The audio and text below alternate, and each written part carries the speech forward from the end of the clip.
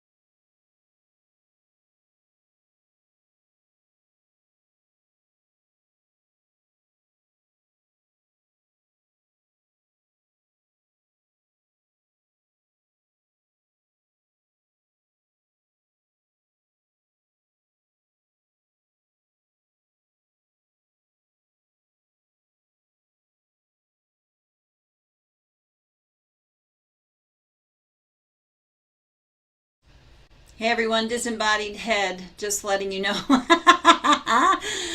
We've got a lot of folks coming in through the waiting room, and we're just going to make sure we get as many people in the room before we start this show. So thanks so much for joining us. We will be with you very soon.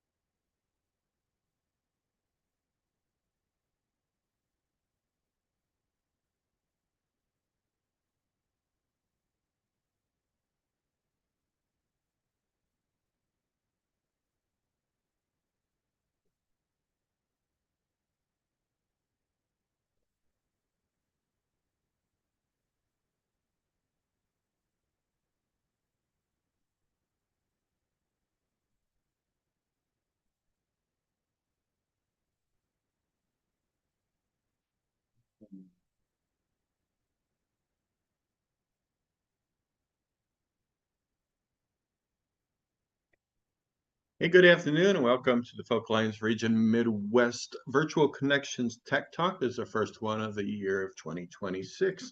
My name is Charlie Mossbrook. I am on the Virtual Connections team as well as Folk Alliance International Vice President.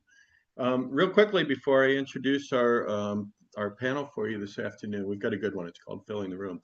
But before we get into that, I wanted to just let everybody know that tomorrow afternoon at noon Central, 11 o'clock Eastern, and then do the math if you don't live in the farm region. Jennifer Rowe will be moderating a town hall discussion focused on the upcoming Folk Alliance International Conference next week in New Orleans. And if you have any questions, if you're concerned about the climate of our country, and you're heading down, this is an important meeting to go to. So I just really want to make sure people are aware of that because it is important information. And with that out of the way, let me get back to introducing our panel for this afternoon. Our panel is called Filling the Room, and it's how to use social media to make your concert a success. A lot of confusion about how to use social media these days. I know I'm baffled every single day. Anyway, with us today is Gus Garfield, Beth Bombara, and Sam Robbins. And with that, I'm going to hand things over to Gus. Welcome. Thank you very much. Hello, all, and I'm very excited about this. I've made two new friends through Beth and Sam and they talk about stuff that's really exciting, technology, which used to be my background, and now we can add it to my new background of music. It's nice to see things come together. I want to give a quick shout out to Farm and the session we had in Lisle, because that's where I got to meet Sam and Beth. And Sam had this session that was very well attended. I mean, there were more people crammed into that room who were listening to every single word I've never seen anything quite like that. And then we hung out for another hour and some talking about this, and that's what was the genesis of getting this going. So I'm going to moderate, which simply means I get to ask first questions and that kind of thing when we get around to that. But it also means I get to introduce Beth and Sam, or I'll let them introduce themselves particularly as we get started. So Sam, give us an introduction and tell us why this is such a passion of yours that you really want to do it twice. Well, it's funny because it's really not a passion of mine. But it's actually, social media is kind of the worst. I think we can all agree, kind of. You know what I mean? And it's really annoying. And, as an artist or a venue, it's annoying to have to think about this stuff. And I think that's kind of the general consensus, right? Yeah. But basically, I learned from kind of people outside of the Folk Alliance world some stuff about social media ads. Like, I was opening for Liz Longley, and she told me that she was using these ads, social media ads, to sell tickets to her shows. And I was like, what are you talking about? And I took this course on it that she recommended, that Beth has also taken and done much more with. But it blew my mind so much and just kind of exploded attendance at my shows that I'm not that passionate about it, but I didn't see much conversation in Folk Alliance world talking about this. And to me, it's like completely I'm doing shows this week that I sold 2 nights at this venue in North Carolina. Like, probably 100 of the tickets sold were from these ad strategies, at least. Wow. And the show sold, both shows and a songwriting workshop sold out with 3 weeks in advance of the show. You know what I mean? And so I've learned a lot about, and I'm not saying that to like brag, it's literally because I did this stuff, and I've just learned a lot about like how social media, I think there, this is what I said in the panel that you liked, where I think in this world, the Folk Alliance world, we talk about like age a lot and how that's an issue.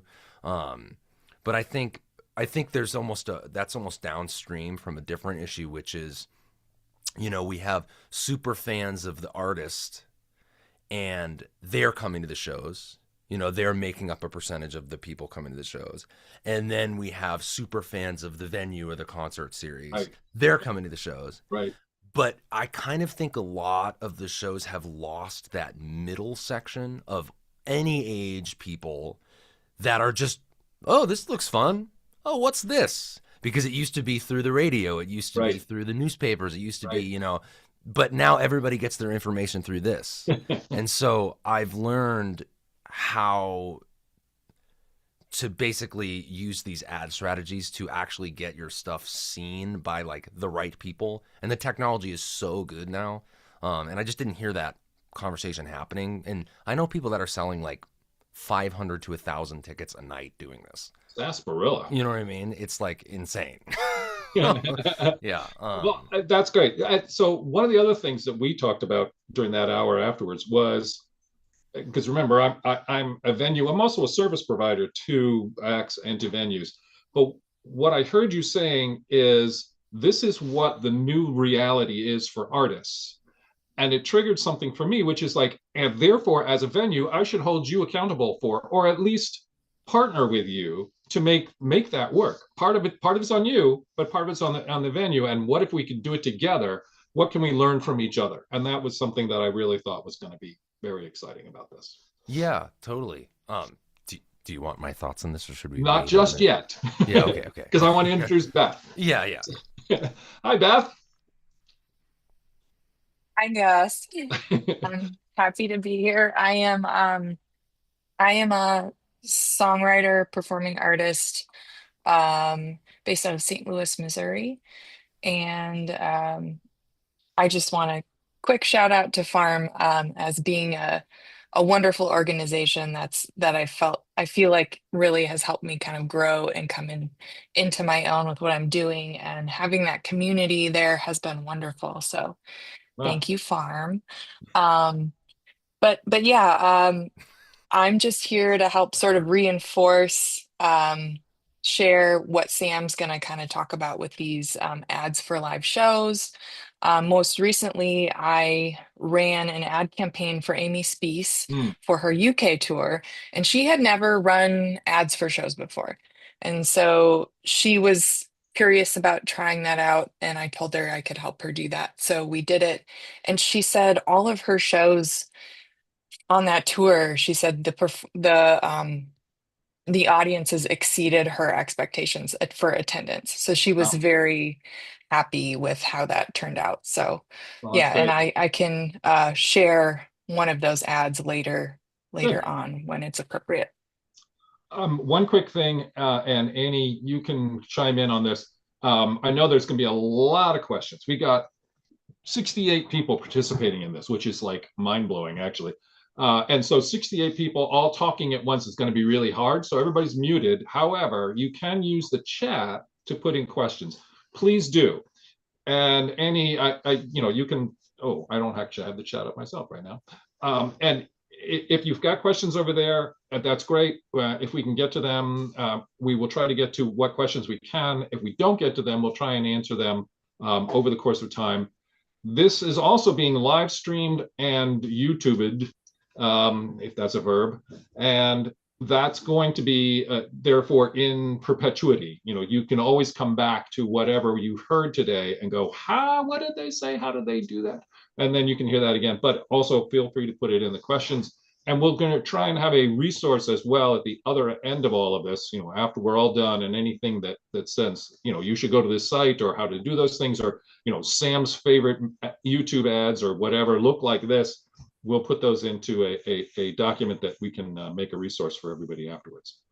All right. So with that, I'm going to turn back to you, Sam. Yes, you were about to regale us with all of your knowledge. So let's start there. But I want to start first with first things first. Tell me how you actually approach this. You said that it wasn't something that you really wanted to do, but then you took a course and you met some people and they got you excited. Tell me about that evolution and tell me where it is now.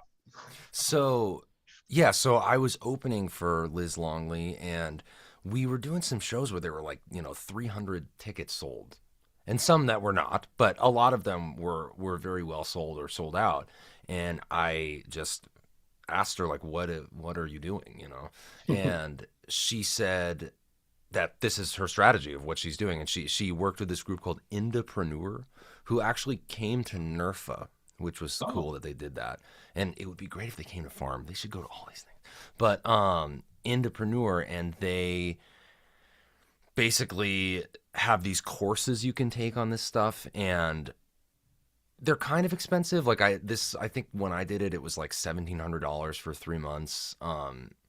And you have a coach that kind of works you through these things for what works for you. But you can also just buy courses online for like $50 or $100. I don't know how much it is. And I can't believe I'm selling online marketing courses. Like, I'm not that I'm associated with them, but like, I can't believe I'm even talking about this. But I just Googled ads. Actually, you know what? I found a video. This would be a good thing to do, to share in the chat, or maybe in the thing after. I just found this like basic YouTube video that talks about how to do it. And I tried it for this place, Live at Ted's. This was last year, or I guess maybe a year and a half ago, in North Carolina. And I kind of tried what they did in the video, and I was like, I'll throw $50 at this thing. And that $50 sold like 30 tickets or something. Wow. And people would come up to me at the show and be like, wow, like, I saw you on Facebook. And I was like, what?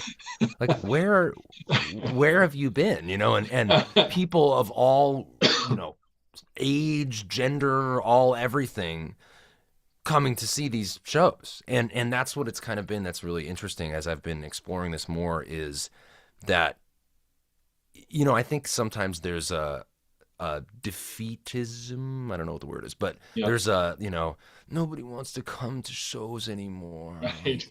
Everyone's aging out and nobody likes music anymore, like that thing. And, I kind of was getting in that mindset sometimes, but no, they really do. They really badly want to come to these shows. Like almost everyone I've done this at that's had any sort of success, they'll come up and they'll be like, wow, I can't believe you're gonna sign a CD for me. Like I can meet you after the show. I'm like, dear God, yes, I will sign a CD for you. But you know what I mean? Like stuff like that. It's people completely out of this Yeah. world. Yeah. That's the thing. Like they don't know what Folk Alliance is. Right. They've never heard of John Gorka. They don't know, you know what I mean? They don't know Right. these things. And so Right. it's this way to, you are their concert for the year. You know what I mean? And Oh. it's those people have been, I think, kind of completely lost Yeah. in it's just, how do we find them? You know, you have to find a new way to doing it and to do it. And just posting about the shows. Yes. Actually, okay. So, you know, as I'm touring more and playing more shows, I am playing house concerts around the area, and then I'm gathering email lists. I'm Right. posting about my tour schedule. I thought, isn't there like another way? I'll try to contact a radio station in the area. Great. But I'm like, is that it? Isn't there kind of another way to do this? Right. And so that's what this has kind of allowed me to do from that first YouTube video, and then getting Yeah. way deeper into it with the Indepreneur stuff. It's like, oh, this is how people are getting their information. And this ad stuff, social Yeah. media now, you have to pay them. You know, you have to pay them. That was the message that I don't know if you picked it up when we were doing it in Chicago, but you said very much like that. Social media, you have to pay them. And there was a basically an audible gasp from the whole room.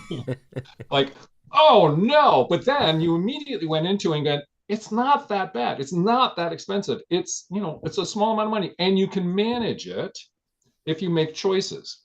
And so before I'm gonna ask you about choices in a second, Sam, but I'm just gonna get your ideas back. You know, you heard Sam's journey, and I know that you've had your own journey. How did you get to where you are in social media? And you seem to be quite more savvy than many other people I've met in this. Well, thank you for that. Well, first of all, I will say like my personal journey with social media is that like I have sort of disconnected with it and only engaged when it feels good to me. And I've released myself from the pressure of like, I have to do this because Right. everyone says I have to, or that's what the music industry says I have to do.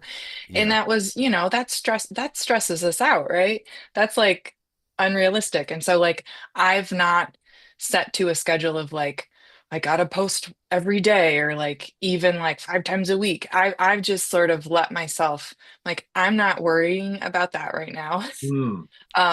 When I am playing shows, I am talking about them and I am Yeah. posting about that. Right. But where am I going with this? Yeah, so my journey has been like what kind of echoing what Sam said, like I reached a point where I realized there has to be a better way to do this, you know? Yeah. And social media is great for keeping your current fans engaged, but I think what Sam was looking for and I was looking for is like, how do you get new people to Right. find out about your music and to come to the shows? Right. And I So love, because I mean, yeah. again, from a venue point of view, and a service provider, because I do sound for everybody. That's really important for me to hear, because if I go to a show and I'm working with a venue and they've got 12 people, it's like, what's going on here? But if they do something and between the artist and the venue, they've now got 112 people, then it's like, oh, where did all these people come from? And if they tell 2 people and they tell 2 people, and then all of a sudden, folk music becomes big again. Yeah. Yeah. So I asked myself that question. There has to be a better way to do this. And I also learned about the live show ads and did the same program that Sam did. And what's great about that is, you can take classes all day. You can take a course, but like I needed somebody to walk me through it and kind of like they gave us homework every week, so we had to there's accountability to learn and do things, and so that was what I was looking for. So I learned just about Facebook ads in general, and then more specifically the live show ads, which Sam will talk a little bit more about. But it's been helpful, and it's helped release pressure from me, from like I gotta post every day Yeah, on yeah, social yeah, media. It's yeah. like, no, okay, no, I can do these ads. It's a formula. You don't have to think too hard about it. Once you get in the flow of setting them up, it becomes easier to do. And it just becomes another one of those things you do. You check off the list to promote your gig. Did I email my list?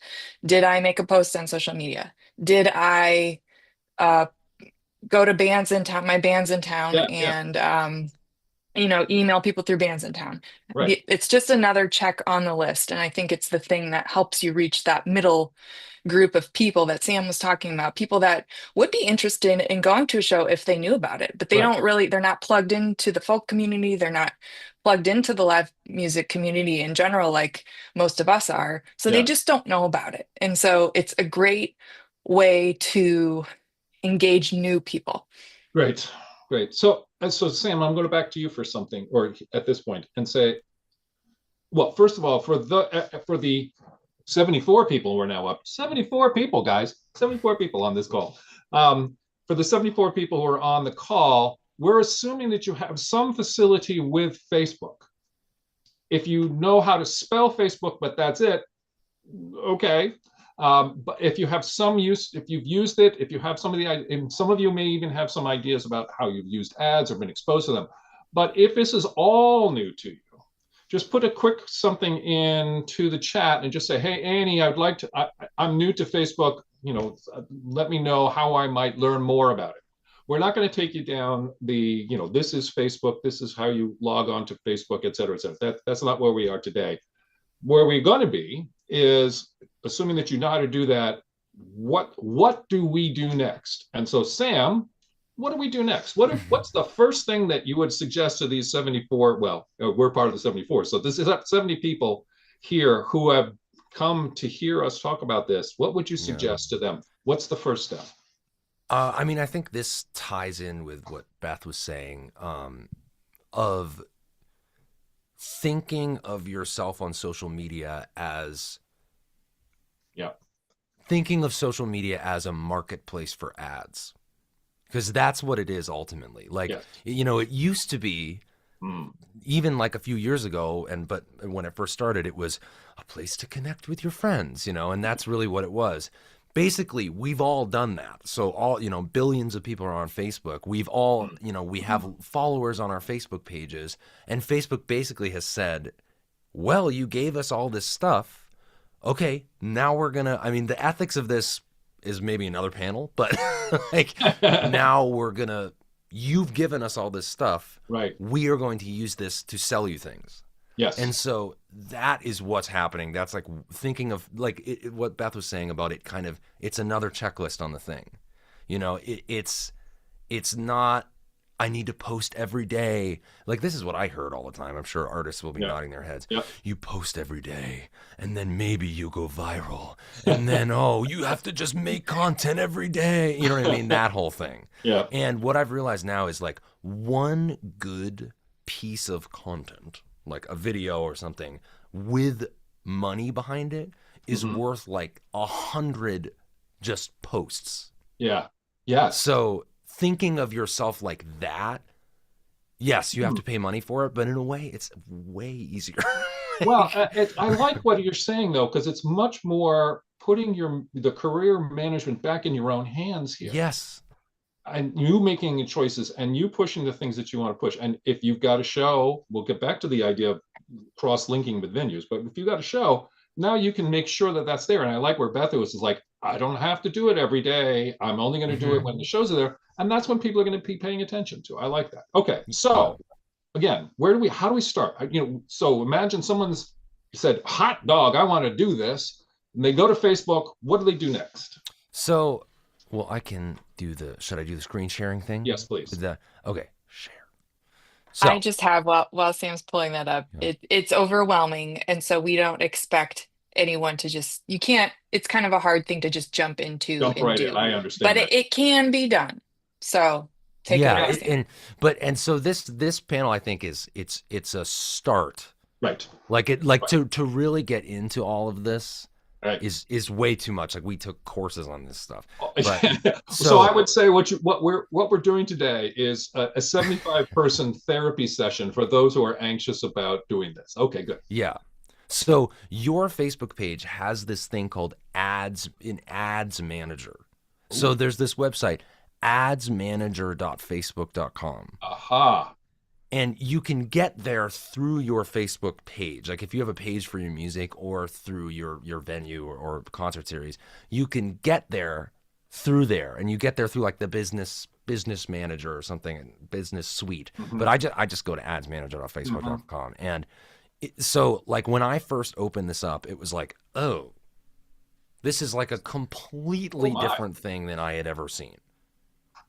You know what I mean? Like, and I am imagining for a lot of you, this is a completely different thing than you had ever seen.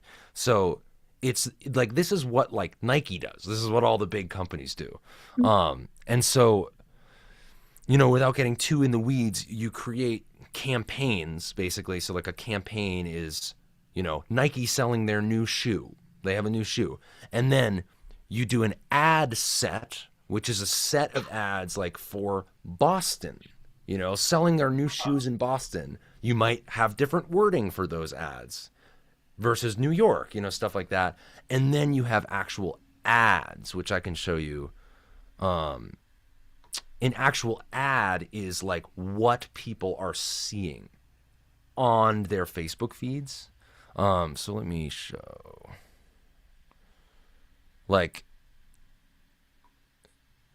Like you have to set all these things up, and this is the stuff that's way too deep to get into of setting this stuff up. But like what people are seeing is like this essentially. I don't think my sound is shared, is it? I don't know, but yeah, don't worry. That's okay.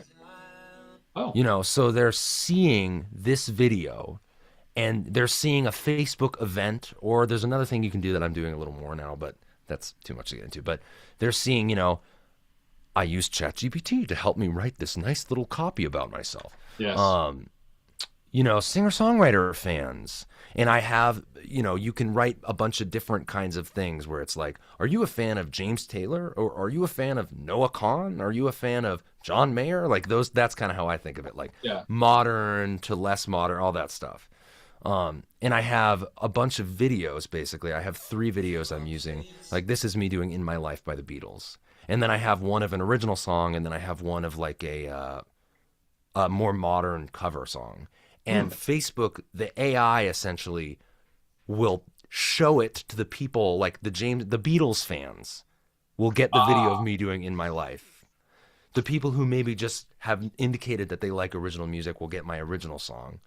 And then the people that, you know, like Noah Kahan will get my cover of a song like that.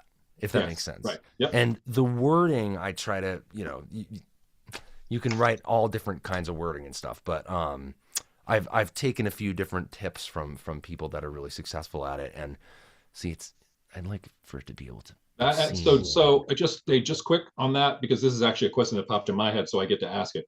When you talked about the cover songs, and you put them onto a YouTube ad, does that run into copyright? Like if you did a Beatles cover song, is that okay? Someone can cease and desist and put an X across your eyes or what? No, it's all good. No, it's all good. Yeah. Good.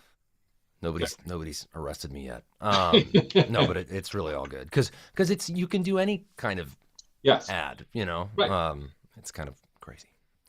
Okay, excellent. So for this, and you know, both you and Beth, when you first got started to this, was it overwhelming and daunting, or did you kind of go, I get it, so I'm going to work on this piece and I'm going to learn the rest as I go along? For me, to answer that, the thing that was overwhelming for me was getting comfortable in Ads Manager. That whole platform is kind of, it was hard to wrap my head around. Where are all the different things in Ads Manager? How do I use it? What are all the different kinds of ads you can run. You can run lots Oh, of different kinds of ads Yes, for that's been different outcomes. And what the one type of ad we are running for these is called an event response campaign. So we're trying to get people to click on the Facebook event to say that they're interested. Because oh, once they say that they're interested in the event, then you can post in that event, and everyone who's interested in the Facebook event itself will then get notifications interesting. anytime you post in the discussion of the event. So that's yeah. one thing that ties this all together that makes it so powerful. Right. So you're running the ads to get people to say they're maybe interested in coming, and then once they do that on the Facebook event, then they will get notifications Hmm. anytime you post in the event, Hmm. like the weeks leading up to the show. Yeah. So that ties into this whole idea that someone like just general marketing speak, you need to see something 7 times before you take action on it. So Yeah. like the more this is just kind of feeding the ads kind of feed into the whole Got it. thing of like reminding people that the show's happening, and Yeah. then they take action. And yeah, so And it's almost what's most interesting about it is like I just actually pulled up an event for these shows I have this weekend. Like what you're saying about the people seeing it, like Mhm. often people, when I try to say, how did you hear about this show? Yeah. Yeah. Because most of the people coming to the venues that get through this ad have never been to the venue. That's the other most exciting thing about it. Oh. And I say, how did you hear about this show? And they go, well, it just sort of, I saw it. I don't know. I guess I saw it on my phone somewhere a few times, and eventually I just thought, well, maybe I should just go to this. It just seems cool. Like that's how the conversation almost Yeah. Yeah. always goes. Yeah. Wow. But yeah, it's interesting. But yeah, like what, I've gotten like 1,000 people interested on Facebook events, and I'm Wow. actually even doing a different kind of ad now that is almost more effective, but it's a little more complicated. But Yeah. you'll get, like, you can track the clicks, so Oh. you'll get clicked 500 times on the ticket link. Wow. And you can change your ad if one isn't doing very well. You can change Mhm. it.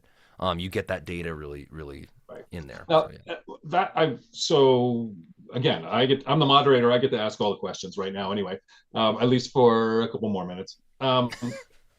So you triggered something there though. And one of the things that you sort of said, Beth, is that you didn't want to be on social media all the time, but just, you want to pick the time and you want to do it on your time. But I just heard Sam say, yeah, but you can change the ad and you can watch the clicks. And all of a sudden it sounds like a job.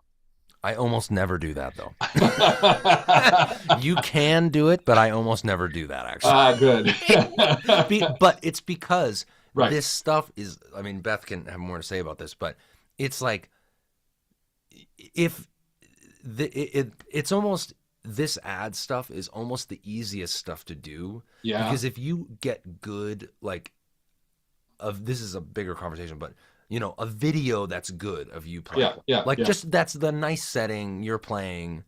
If you have a website that looks good, and this goes for venues, and you have a text that's written up that's, decently nice, you know what I mean? I can actually share, even though it's incredibly embarrassing, I can share in the chat what I actually write for the text. And for your ads. yeah, for like the show ads. Okay. I could do that. The praising of yourself, you mean?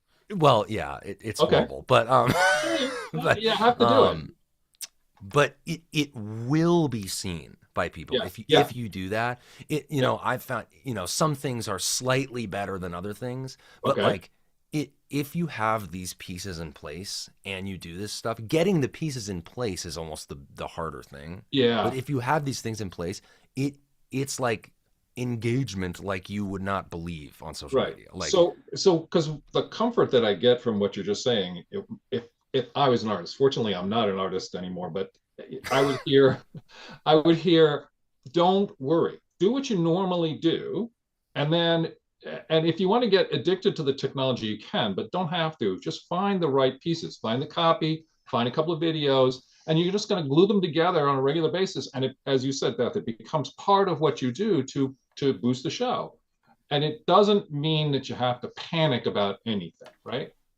Now, with that though, and actually I want to come back to you, Beth, in a second on what you did with Amy, but what resources do you draw on when you have a question, you want to learn more, you want to do something, or something doesn't go the way you thought? Like, why didn't that work?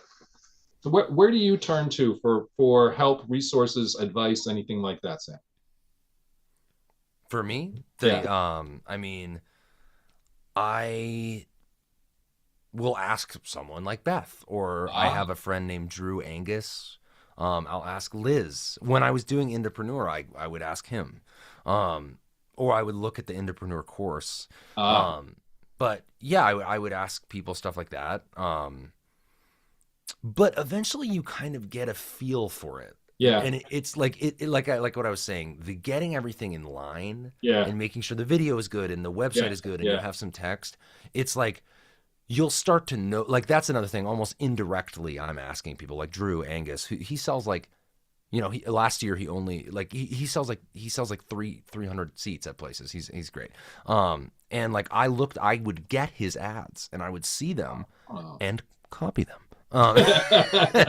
And I would copy the text, which is fine, and I would copy the text and or like just some like I'll just set it in the chat, and it's really embarrassing, and ChatGPT helped me, but I'm doing this for you. Um like little emojis kind of. Oh God. Yeah, there we go. Okay, so I just shared it. So like Yeah. stuff like that where there's supposed to be spaces actually. Let me do it. But oh, sorry guys. Don't worry about it. No, I can't do the spaces. But Yeah, like, saying your influences, like this is what yeah, I see Liz do, this is what I see Drew do, this is what I see, Joe Samba do. Like, and there are yeah, people kind of a little bit outside of this scene. yeah, Like, have you been waiting for the perfect night? This is it. You know? Like all these kinds of things. Fans of Noah Kahn, John Mayer, James Taylor. yeah. Like I'm trying to expand a little bit outside of the comfort zone of Folk Alliance world. Right. And yeah, like just stuff like that. Like I've copied and pasted that, and Yeah. Facebook, the AI will tell you which one is good Oh, because it will show the good one and yeah. not the bad one. Ah, You know what I mean? ah, So you can add in, like, I have like 3 little write-ups that are slightly different than this. One's really short, one's a lot longer, for different ads, it will show different ones. You know what I great. mean? Okay. The I, genius, the genius of it is like you don't have to think too hard about what's working and what's not. All you yeah, have to do is you get like 3 videos, you run it in the ad for the show, and you will see like Facebook knows, you'll see what videos are getting more views. Hmm. And then Facebook automatically starts showing that video to more people because oh, it tells more, it can see that more people are watching that video, so it will push that video out to more people, and then that makes your ad cost go down. So yeah. that's really good, but you don't have to think about any of that. All you have to think about is getting 3 good videos, and that's really the core of Hmm. what you need to start running these ads. So I want to leave some time for questions, but so therefore I'm going to jump into my last question for you, Beth. So you did this work for Amy in her Mhm. UK thing. And so what did you do? Can you show us an example of what it looked like? And tell us Yeah. what you chose or it chose or she chose or whoever did the choosing, who made those choices and what they did. Okay. So just to lay it out, and then I'll try to pull up a screen, which actually it looks exactly like Sam's video, but just Okay. with a video of Amy playing. Oh, Um and I can pull that up in a sec. But sorry, what was your well, basically, main so question? how did you make the choices and what? Okay. Yeah. So Amy approached me and she was overwhelmed, but she wanted to do this idea of Uh, ads for her upcoming tour. And so basically she sent me a bunch of video assets, and I creeped on her YouTube and I just went through all of her video, and I picked a couple videos and made short clips of them, like 30-second clips, 30-second to a minute clips yep, yep. of the videos that from my experience in running my own ads, I kind of have an idea of what people what works Mhm. well. And it's like what I just posted in the chat. It just has to be good uh video. So like closer up the better. Like Ah, close in, really like no microphone kind of in your face. You yeah. want to have the face be clear and good audio. So I Mm, picked 3 or 4 different videos of hers and started running those. And then became clear there was one that was getting more views. yeah. Um, and so, Did you yeah, end up that being a consultant to her if you as you were about that? Ki- Is that something? Yeah. Yeah, kind of. So I'm running some more ads for her. My light is gonna go out on me, I think. Anyway, so I'm running a few more ads for her, but also trying to teach her how to do this Yes. for herself. Because she's like, I would love to be able to do this myself, but it's kind of a lot to take in. So I'm teaching her how to do it herself so then she can kind of be independent with that. So what I hear from this, both you and Sam, is that there's a lot of community involvement, if you will. You know, so you learn some things and you help somebody else, and then they help Mm. somebody else, or then 3 of you kind of just exchange information, which is what I think that's great. And I hope that, you know, again, the 70 people who are on the call right now kind of take away from this. First of all, you don't be scared. Second of all, you're not in it by yourself. Third, there's lots of ways to make this work, and you don't have to do it all at once, right? Yeah, Yes. yeah, and Uh, that's kind of why I wanted to talk about it at Folklines, yeah, because I didn't really yeah, hear yeah, people talking about it, and yeah, it was right. like this is like the perfect thing for it because we're all trying to help each other do stuff. Right, exactly. Well, Um, that's what I saw in that room when everybody was just wrapped. They were listening to every word you said, yeah, and I mean, there yeah. was probably more note taking going on in that room than I saw in the whole weekend. You know. Well, and I just I want to just one last thing before like Yep. it it I just want to like give how much this helps is like just to give some sort of proof to life on it a little bit. Yeah. Like Yeah. I played the Trinity House Theater twice and I sold like 25 tickets and then like 35 tickets. And then I did this with $250 and it sold out in advance to the point that there were people at the door trying to get in and we had to Wow. bring chairs and that's happened like multiple times like this show in North Carolina I was like sold out last time, let's try 2 nights, and they sold out Yeah. 70 seats each, so not huge but 70 seats each 3 weeks in advance, and so it's not like the data is there, it's not like it's like not working. And I think a part of it too is just the venue has to be right for it. I Yes. think is an aspect of it that like we can't do these at every kind of venue. Right. And in the same way that I think like Beth can attest to this, it makes thinking of yourself and like this in a more businessy way, it like makes you think like, okay, when I got up at Trinity Theater and there were 40 plus people that had never been to a show like this and never been to the venue before, it was like, oh, I have to like tighten up what I'm doing here a little bit. You know what I mean? I can't like, and so I think Yeah. sometimes with venues, like it's difficult to have this modern thing getting new people in Yep. a space that's not ready for that, if that That's makes a sense. really, really good point because I know that I believe that there's a bunch of people who are venues who are on our 70-person call today, or want to be venues, and that's an important thing. So remember that you and the artists are working together. Make sure that if you're going to start doing this, you're going to get more people. Step up your game, or be prepared to step up your game, because the Yeah. artist is going to get challenged, and so is your venue, but it's in a good way. Yeah, it is in a good way. I mean, yeah. Yes. Excellent, excellent. Okay. Uh, Do you want to see a yes. quick video? I'm going to try to screen share. I've not Yep. done this very Yep. much. And then we'll But go to questions from the audience yep. after you're done. Okay. Oh wow. Don't know. Or maybe. I'll just okay. Yep. Okay, it's prompting me to Oh, add permissions. Okay. yeah. You know what I'm gonna do? I can take a screenshot. I'll try to find the URL from Facebook Yep. and share that with Yeah. everybody. So you can actually just go on Yeah. Facebook and you can see the ad. That So would I'm be gonna very, okay, very I'm helpful. gonna do that. Annie, I'm going to come back to you. I don't see you on my ribbon, but I'm sure you're out there.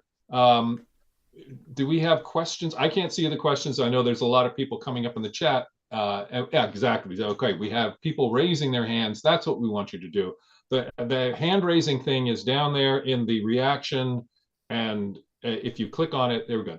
And I'll go to the people I see, and I think, can I unmute? Yes, I You can. should see, yeah, hi Gus. You Hi. should see all the hands raised in order that they raised them up in Yep. your upper left. I'm gonna let you Yep. go ahead and call them and we can just click ask to unmute as you say, and I'm That's happy to do okay. that for you. So I will look at Matt Lenny as my top left corner right now. And let's see. Can you unmute yourself? There we are. Hi, Matt. Hello, I'm recreating the actual farm one where I peppered you with questions. I seem to recall, thank you. I seem to recall, Sam, you mentioning that I think, if I remember correctly, there's a way that you can look on Facebook at ads an artist is running. Yes, that's a good thing. Yeah. And I was trying to do that just now. I was creeping up on you and I see some ads, but I don't see any for shows. So I'm curious if I'm looking in the right place or how. Yeah, so I'm just not running any for sure. I actually have to set them up this week. So you caught me. But yeah, so if you go, this is actually a really good thing. This is better than, yeah, this is a good thing. So if you go to look up Liz Longley. Let's look up Liz Longley. If you go to her page, and you go to about. Oh. Okay. So page transparency, it's kind of, it's not, page transparency, you can see, go to ad library. This page is currently running ads. Oh. You can find the ads they're running and it will show you like the videos they're using. The text, go on mine tomorrow when I have my ads up for my shows if you want. I can't show you through this, but right now it wouldn't say you're running any ads. It would say this page is not running any ads. Well, I am running ads, but not for shows. So I'm running. I see. Yes, got it. But yes, so there is a way on those pages. Yeah, that's a good, Fabulous. really, really, really good point. Actually, yeah. Okay, cool. Thanks, Matt. Yeah, thank you. Carol, I'm going to go over to you. There you are. Hi. So this is Carol with the Woodstock Folk Festival, and I have a disclaimer to start with that I do not personally participate in any social media for political and ethical reasons, but I recognize that for the festival it is probably a good thing for us to be on them. So our webmaster does have us on Facebook.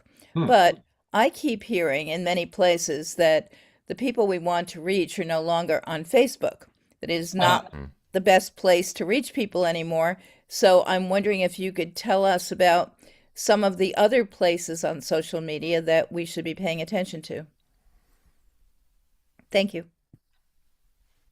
I have thoughts on this, but yeah, Beth, what do you think about that? I'll just quick. Yeah, I think that there are increasingly less people on Facebook, but there's still a lot of people there that still go there every day. They look to see what's going on. They check in with their friends. And so all the stats that I've gathered and noticed, like that still is the best place, especially for an audience that skews like 40 and older. If you're trying to reach a younger audience, I would say Instagram is a really good space to do that.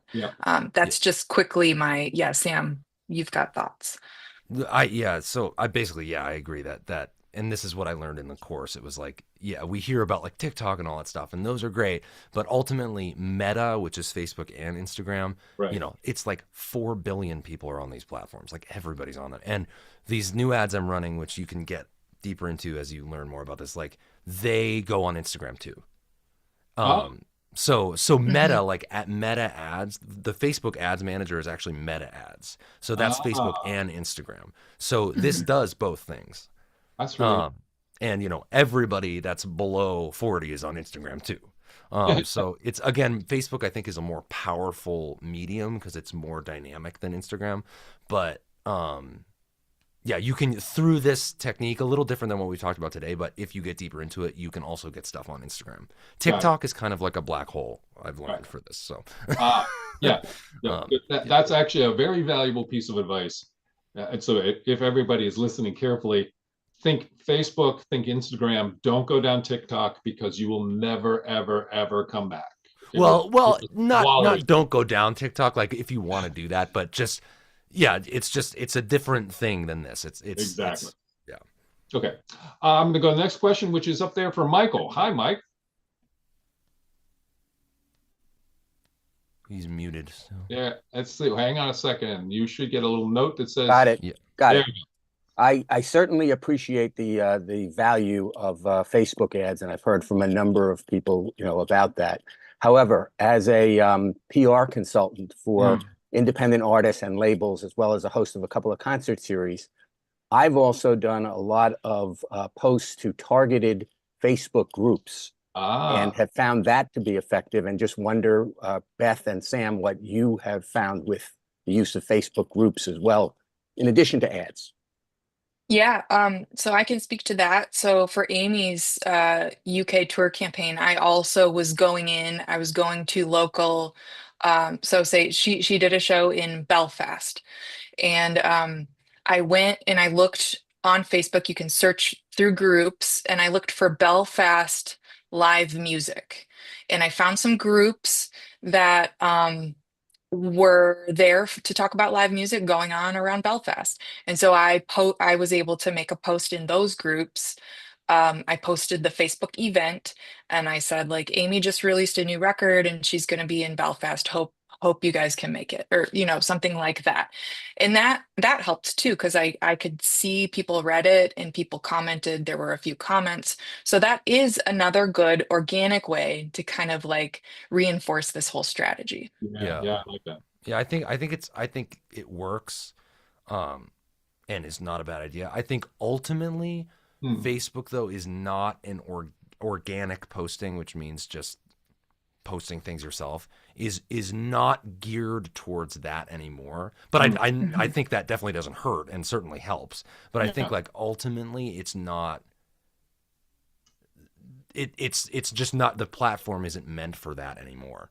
You know what I mean? What Sam is saying is you're not going to sell 100 tickets by posting in Facebook groups. You might get a couple people interested, but yeah, it's not like a waste of time or something. No. But okay. Yeah. Great. Thank you. And thanks for the question, Michael. Sure. I'm going to go next to Claudia.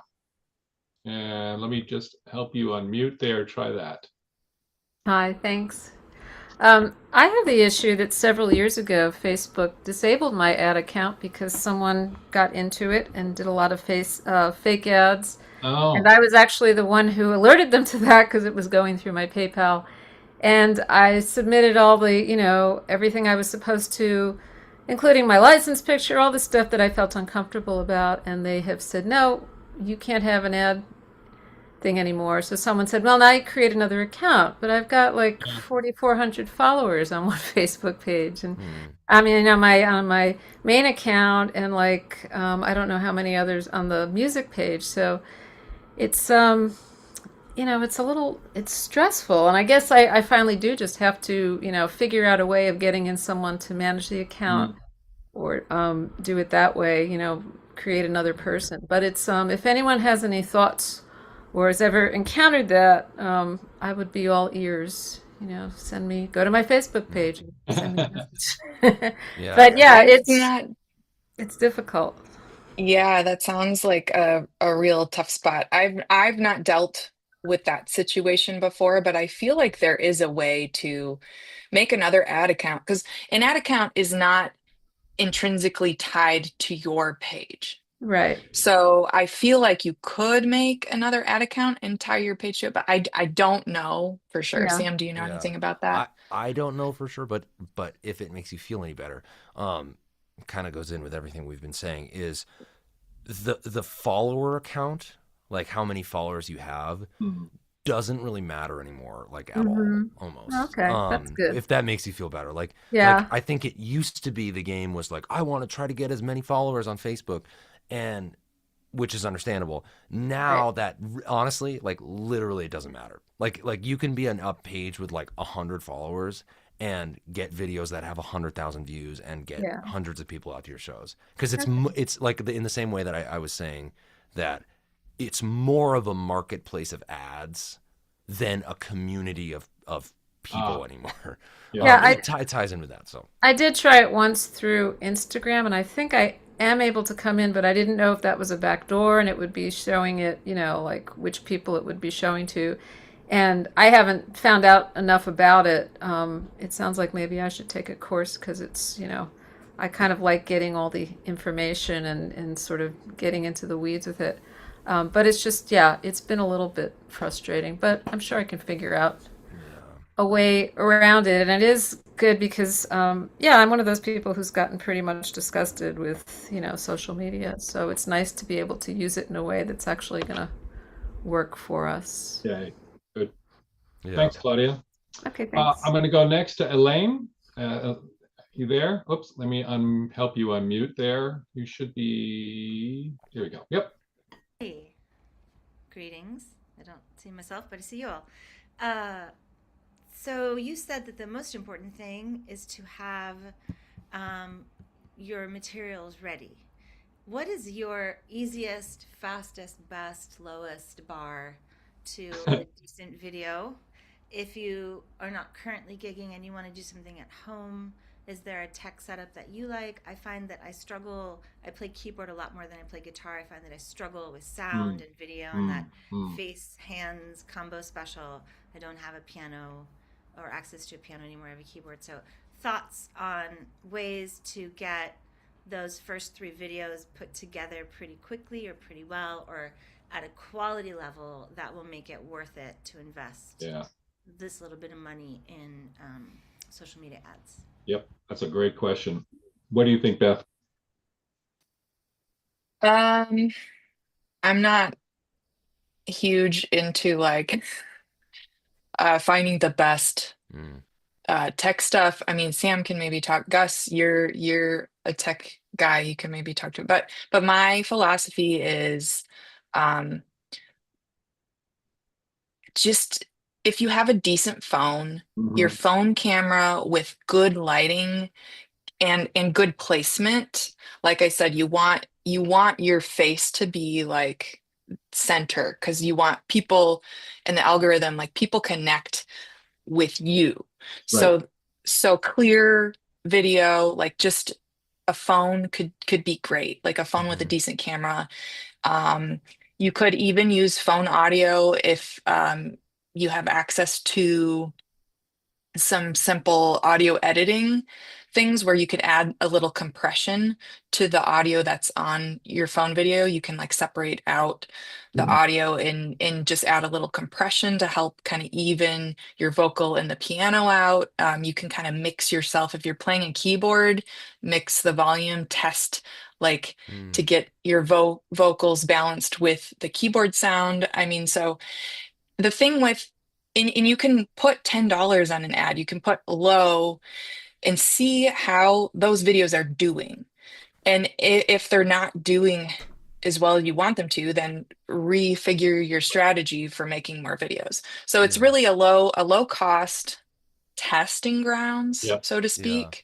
That's just my advice. And look at videos of other kind of smaller artists that are doing this and kind of see what they're doing and try to kind of and talk to your friends. I mean, that's kind of one of the big takeaways for today is talk to your friends. And if you don't have any friends, there's a way to make friends because there's ways to learn and do those kind of things. Somebody actually just put in the chat over here that popped up, Audigo, AUDIGO is one of the best technological companies for doing this. They got great mics and they got great tech. But if you got an iPhone or whoever the competitor iPhone is these days, they're all great. You do have to have a little bit facility with the management of the videos when they come off your phone, but it's not much, just a little. And multiple places. So you can, if you've got 2 or 3 phones, you can put one on your hands and one on your face or whatever, that kind of thing. I think, and again, I'm not really an expert on this.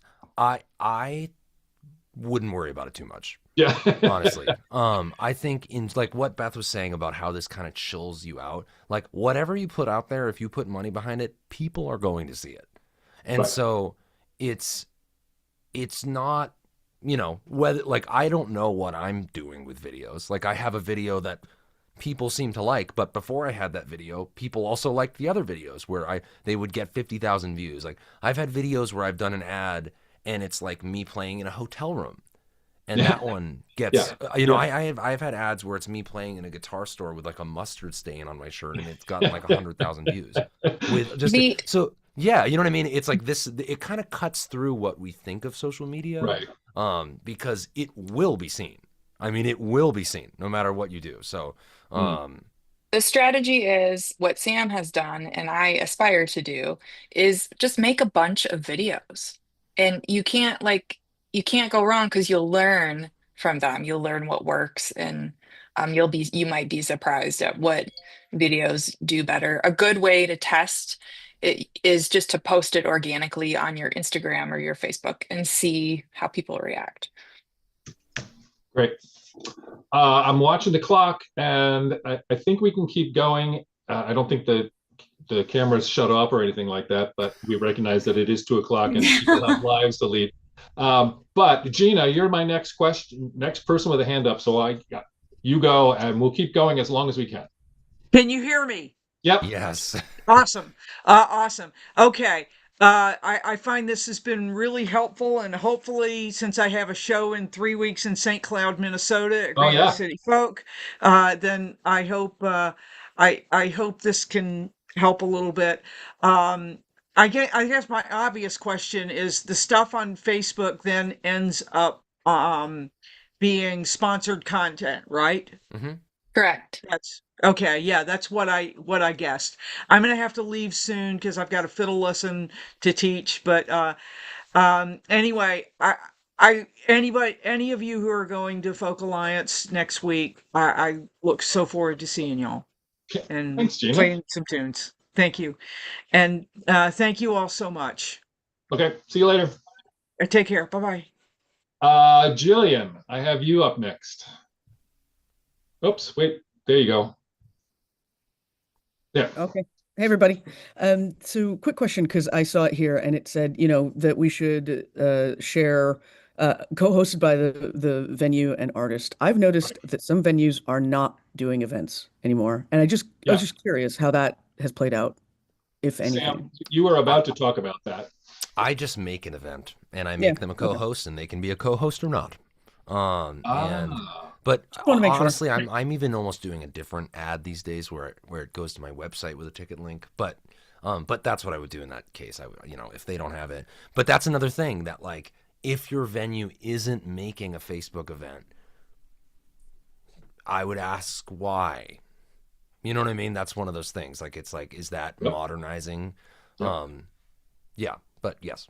So Now I will actually make a quick, not exactly editorial comment about that, or an observation, which is if you are a house concert venue, you do have to think carefully about you. That doesn't mean you can't do ads at all. It just means you have to be very careful about how the ads work. Where do they lead you to? In order to follow the rules of being a house concert, you can't actually put your address in. You have to go over here and you have to get, click here to get invited instead of click here to get tickets, that kind of thing, as a venue. As an artist, you can do anything the heck you want to, but you can't send somebody to a house concert site that has the address on it, because that means that they've now violated the house concert, and you get in trouble with your community, with rules, that kind of thing. But in general, it's okay. Sorry, go ahead. Yeah, no, sorry. I think I've I've compartmentalized different kinds of venues a little more than I would before, because like I don't really know how this would work for a house concert. Yes, maybe it would, and even a lot of concert series. Yes. It would have to be a specific one. Like they would have to have a website that's like this. They would have to, you know what I mean? Yep. It really works best at like venues. But I've done it at concert series and stuff too. But yeah. Good. Okay. Great. That's a great question. Thanks. Brian, you're next. Hi guys. I'm thinking about budget. And so this is for both Beth and Sam, and I don't quite know how to ask the question, so let me try this.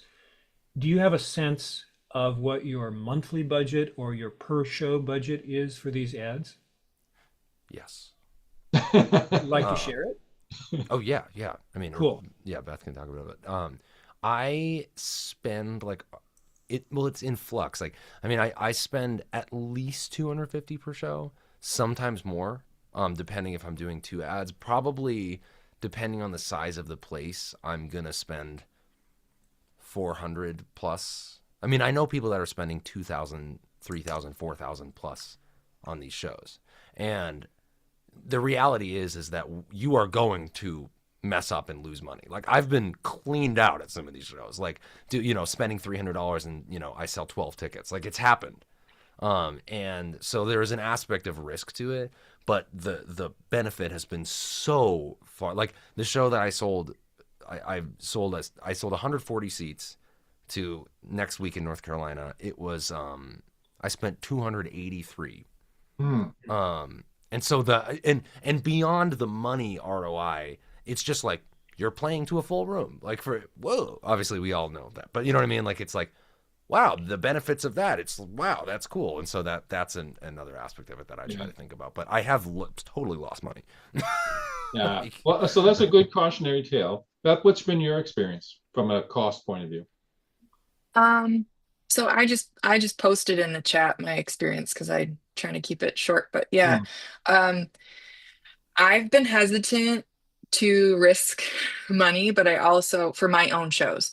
But I want to say I spent about maybe $150, $200 on my album release and show, and I feel like I could have spent more, but that show we sold like 230 tickets, and I'm like, oh, if I spent twice that much money in ad budget, we maybe would have sold the venue out. I don't know, which is like 500 capacity. So there's an element of assessing your risk and realizing that every business needs to spend advertising budget to get the word out there. And so just assessing your risk, assessing your budget, you can do $25 on a show and have some results. So it's really like, what's your risk?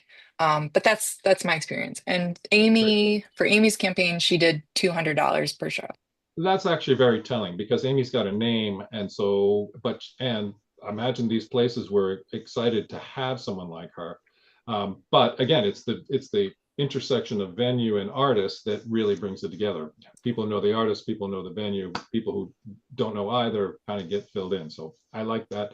That's a very useful number, Barry, right there. Yeah, like you know what might be useful. I'm gonna put this in the chat. The link to like a venue that has been very successful for me with this, like, and just like to look at what they are doing on their website. That would be great. Because it's people that have never heard of this stuff. So if they go to some website from the 80s or the 90s and it looks weird, they're not going to put their credit card information in there. So there's like that kind of stuff that Good. Okay. I'm watching the clock again, so we got a couple more questions. Terry Van Orman, you're up next, if you're still there. Yep. I am still here, and sorry my camera's not working today. No worry. But I did take Sam's workshop at Farm, and I was really interested, and I thought, well, I'm going to try this.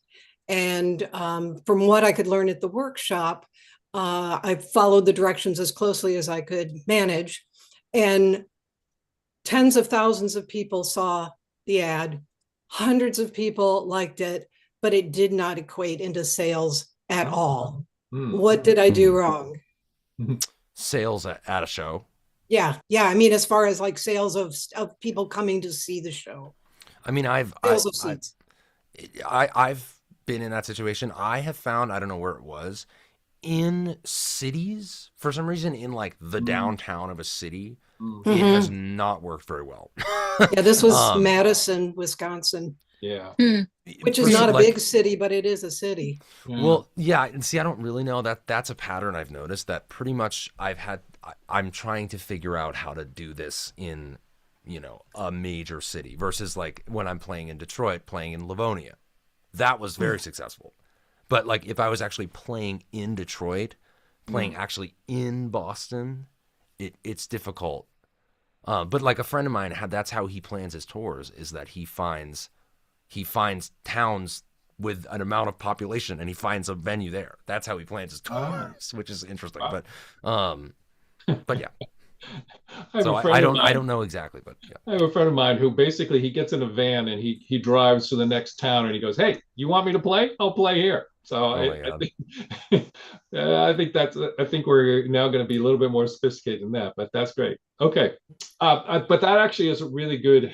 That's very helpful to get the other side of it, which means that there's magic to this, but it's the magic of think about what you're trying to do, plan, recognize that not everything's going to turn out the way you want to, and the experimentation is going to be valuable to this. But ultimately, at least the experience that I hear from Beth and Sam is that it turns out okay. All right. Yeah. Oh, I mean, overall, yes. Sorry. Good. I'm going to go on to the next question. Sandy. I have more comments than questions. Okay. I'm 2 months into advertising a small venue, think concert house, concert size.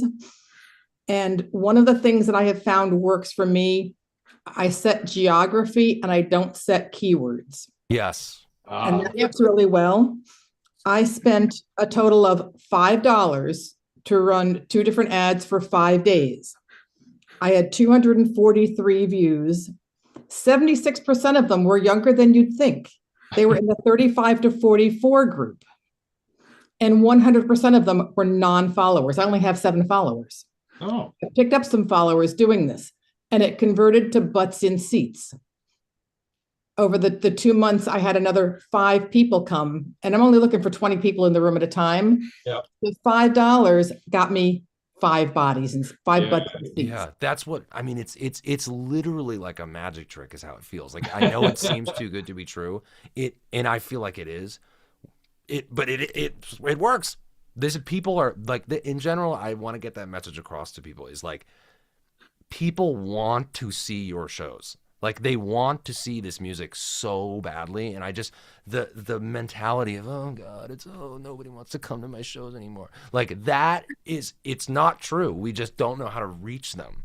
Yeah, you know what I mean. And so you can start you can start at a lot smaller budget than the $200 we were talking about earlier. Exactly. My first ad, which did not go well, I spent $5 on it and it didn't work. But then someone said, well, now go look at the ads that are working. And I changed my content and oh my goodness, a lot more hits. And Meta will tell you the more often you run ads, the more they'll figure out who your audience is supposed to be. Yeah. So I know Beth said she doesn't like posting. I sit down twice a month and put up all my content for the next 2 weeks. I schedule everything and I'm done. I don't need to think about it for 2 weeks. Great. Yep, that's a very good strategy. I think we can do Miguel will be our last question. Miguel will be our last question. You there, Miguel? There you are. That will be our last.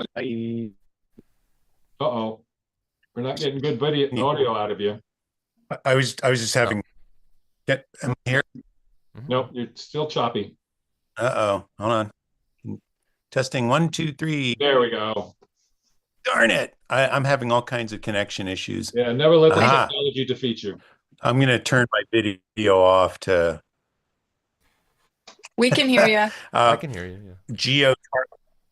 Geo-targeting is my question. I have done this in the past where I would sort of, I think it allowed me to choose zip codes around the venue or things like that if I really wanted to go narrow as opposed to going wide. What's your experience in that? I have, I usually target the city. You can target the city that the venue is in, and you can say miles around the city. So I usually do like 40 or 50 miles around the city. What do you do, Sam? Well, I do that, and I also just recently learned that there's a thing called a DMA. If you look it up, Yeah. marketing designated marketing area, where essentially it's these companies have figured out like these are the most population in, you know what I mean? It's like this weird looking Around thing. Boston or whatever. Yeah, rather Yeah. than just putting a Mhm. circle over the geo-targeting. And so if you look up the DMA code, you can just Google that and put that in there. It will do it. And that's what I did for my ad in North Carolina. That's been successful. And and another thing with the geo-targeting, someone else mentioned this. Oh, Sandy, just to make it clear, don't do any interest targeting. Like you can say like fans of acoustic guitar, fans of singer-songwriter. Don't do that. Don't do Just- that. Yeah. Just let the AI do it all. Don't worry about it. Mhm. Yeah. Okay, we're right at 2:15 almost with 30 seconds ago. So I want to thank everybody for joining us today. This was really exciting. Thank you, Beth and Sam, for just giving us all of the knowledge that you have in your head. I hope you don't feel exhausted. Can I give a quick pitch for myself that I'm going to be Absolutely. playing? I'm playing in Minnesota May 15th. I've never Oh. been there, and I have nothing else booked. So if you want to do a show, let me know. Or in Chicago or something. Okay, well, that's my yeah, pitch. Okay, I know there's at least one other venue from Minnesota here, or was on the chat. One of the things about May, by the way, Sam, and for anybody else, May is a little iffy. May can be bright, sunshine, warm. You want to go swimming in the lake, and it can be, I need my parka, where's my snowshoes, and you're still skating on that lake. So Okay. just be prepared. Well, okay. Well, I'll skate. I'll do it. All right. I love this. yeah. I'm chiming in. Yep. Sorry guys, I'm just up here, but I just wanted to. Charlie's back on the screen, so he can bid our amazing panelists farewell. I just want to thank you all so much for your time today. We could have done this for probably another hour. And I'm assuming that our panelists are available for questions via email and Yes. or Facebook Messenger. Don't bombard. You can always reach out to connections@farmfolk.org if you would like to ask more questions. But thank you all so much, and we'll let Charlie send us home. I'm leaving you on the screen now. Thank you guys, everybody. That was a great panel, and I'm exploring this whole world on my computer over here right now. Real quickly, a little housekeeping before we sign off. Tomorrow evening at 8 p.m., and that's Eastern time, we have the concert presenters peer session. And then Thursday afternoon at 2 p.m., we have our community peer session, 2 p.m. Eastern time. Everything is Eastern time because that's where I live. So if you live somewhere else, please do the math. I'm okay at math, but not on the fly. And then coming up next week, there's going to be a regional breakfast, and that's Thursday morning, and that is going to be at FAI in New Orleans. So if you are at Folk Alliance International, be sure to check your schedule for the regional breakfast. Immediately following that, there will be a meeting of all the regions. So no matter where you live in the United States or Canada, you are represented by a region, and you can go to the meeting, and Alexa Dawson will tell you all about what Farm's doing, or Lucy, or whomever happens, Cheryl, so on, whomever is your regional leadership. So please put that on your calendar, and we look forward to seeing everybody in New Orleans. And don't forget, tomorrow afternoon at noon Central Time, this is the one time that I diverge from my Eastern, there will be